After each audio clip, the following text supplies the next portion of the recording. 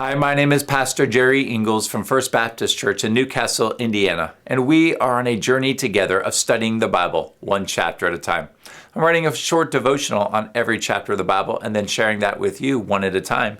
Today we're looking at 1 Samuel chapter 28. The prophet Samuel was dead. He was.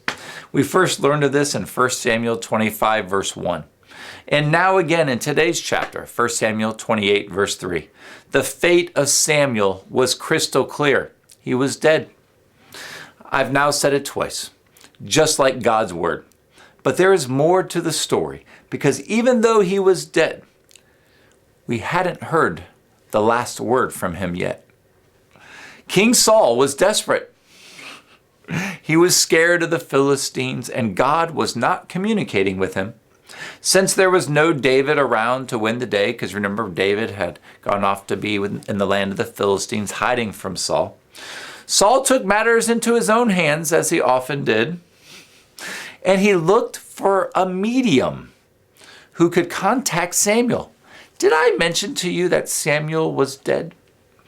Saul wanted to use a medium to get in touch with Samuel so that Samuel could inquire to God for a word for him, because God wasn't communicating with him.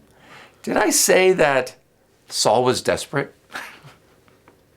Desperate people, more often than not, find themselves in bad situations, and Saul was no exception. He received a message from God through Samuel, through a medium, in verses 16 to 19.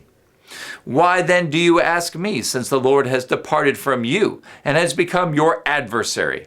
The Lord has done accordingly as he spoke through me. For the Lord has torn the kingdom out of your hand and given it to your neighbor, to David. As you did not obey the Lord and did not execute his fierce wrath on Amalek, so the Lord has done this thing to you this day. Moreover, the Lord will also give Israel along with you into the hands of the Philistines. Therefore, tomorrow, you and your sons will be with me. Now remember, the speaker here is already dead, and God is giving a message to Saul through Samuel, who is being inquired of by a medium.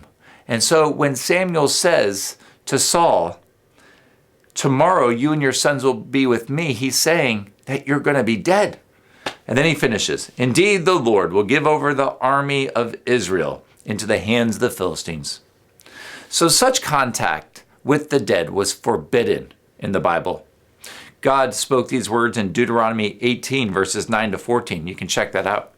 Yet God authorized Samuel to communicate his judgment on Saul from the dead. This was an exceptional case. It's not normal. This is exceptional. This is a very unique story in the Bible. Because, why is it exceptional? Because God has reserved the exclusive right to have the last word from the dead. He has the last word with them. Hebrews 9 verse 27 states, it is appointed for men to die once, and after this comes judgment. Seize the moment and put your trust in Jesus' last words. It is finished. Seize the moment.